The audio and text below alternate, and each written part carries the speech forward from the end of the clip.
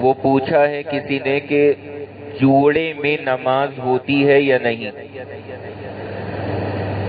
خواتین عموماً جوڑا باندھتی ہیں، جوڑے کے اندر جوڑا باندھ کر کے نماز ادا ہو جاتی ہے یا نہیں ہو جاتی، اس کا کیا حکم ہے؟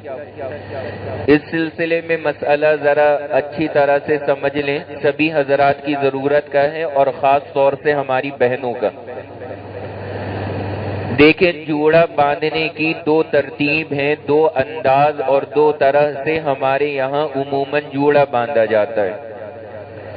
ایک طریقہ ہمارے یہاں پر عموماً جوڑا باندھنے کا یہ ہوتا ہے کہ خواتین اپنے سر کے سارے بالوں کو اکٹھا کرتی ہیں اور اکٹھا کرنے کے بعد سر کے اوپر والے حصے پر سارے بال جمع کر لیتی ہیں۔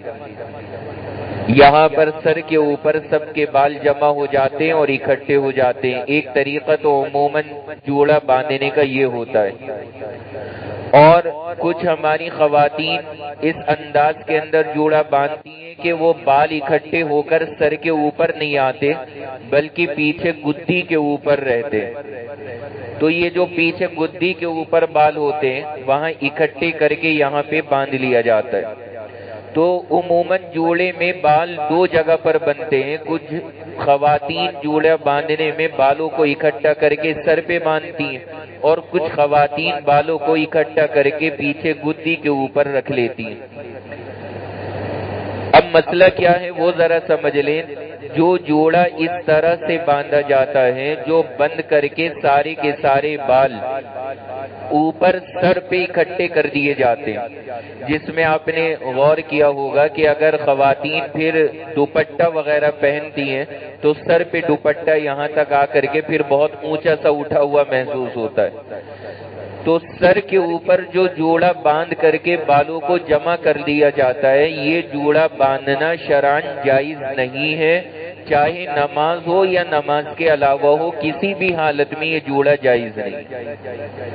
تو یہ چیز سب سے پہلے یاد رکھنے کی ہے کہ جوڑا اگر بند کر کے سارے بال سر کے اوپر رکھے جا رہے ہیں تو یہ شکل نماز میں بھی ناجائز ہے اور نماز سے ہٹ کر کے بھی ناجائز ہے۔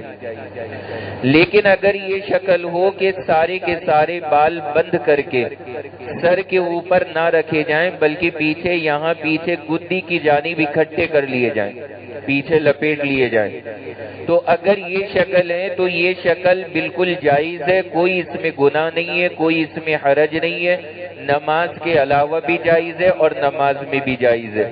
بلکہ علماء نے یہاں تک لکھا ہے کہ اس طرح سے جوڑا باندھ کر کے نماز پڑھنا زیادہ بہتر ہے کہ سارے کے سارے بال اکٹھے کر دیے جائیں اور پیچھے گدی پر جمع رہیں، گدی پر اکٹھے ہو جائیں۔ تو یہ طریقہ اگر اختیار کرا جائے تو یہ نماز میں زیادہ افضل ہے۔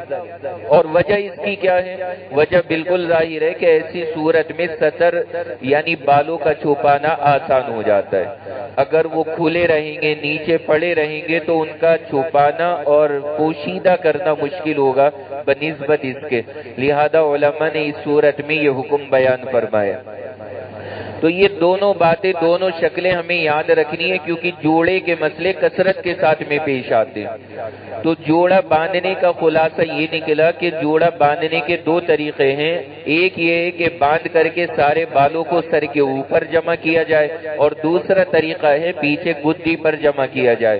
سر کے اوپر اگر بالوں کو جمع کیا جا رہا ہے یہ ناجائز ہے، چاہے نماز میں ہو یا نماز کے علاوہ ہو، اور بالوں کو باندھ کر کے اگر گدی کے پیچھے جمع کیا جا رہا ہے یہ شکل جائز ہے، نماز میں ہو یا نماز کے علاوہ ہو، بلکہ نماز میں بالوں کو باندھ کر گدی پر رکھ لینا یہ افضل ہے اور زیادہ بہتر ہے کیونکہ اس میں بالوں کا سنبھالنا آسان ہو جاتا ہے۔ تو سب سے پہلا مسئلہ آج کا یہ تھا اور بڑا اہم ہے یہ ہماری معاشرے کی خواتین کے لیے۔ کچھ عورتوں کو ہم نے دیکھا جو ہر طرح کے جوڑوں کو ناجائز کہتی ہیں اور کچھ خواتین ایسی ہیں جو سر کے اوپر بھی جوڑے باندھتی ہیں، جب وہ دوپٹہ پہنتی ہیں تو ایسا محسوس ہوتا ہے سر کے پیچھے کسی کا چھوٹا سا سر لگا ہوا ہے۔